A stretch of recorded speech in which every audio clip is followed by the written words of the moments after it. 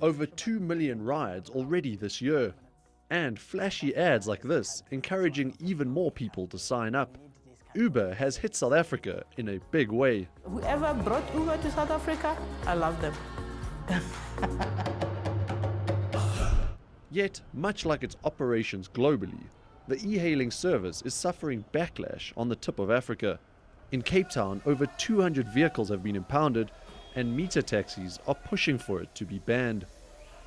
With very little faith in public transport, for decades, these metered taxis served as a viable alternative for many commuters. However, now, global market disruptor Uber is set to put the brakes on this once lucrative industry. We are happy that the city council is busy confiscating those cars because they're just operating without permits.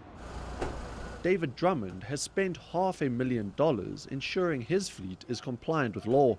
He says Uber can undercut the industry because they avoid the costs of regulations. We are compelled to have a meter in our vehicle. Uber has been told you don't have to have a meter, you don't have to have signs, you don't have to have anything. It's a free market, but it's not a free market for us. The government says Uber is operating in a legal vacuum, but insists that it will tighten the reins. But we're trying to resolve that dilemma by registering and licensing the e-hailing service using the metered taxi laws and regulations as they stand. Uber declined to be interviewed, but in a statement said they are eager to work with regulators. However, the process has been slow, with only 145 vehicles given permits and 1,000 more still waiting.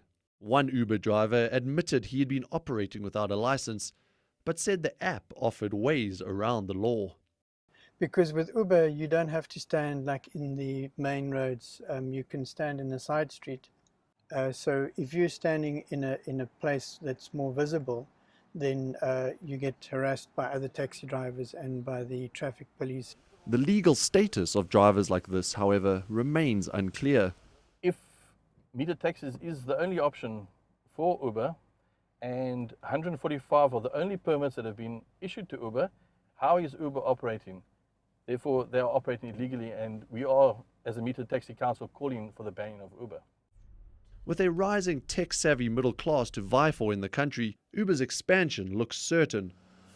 However, regulations need to catch up with innovation, especially if recent violent protests like these in Paris are to be avoided.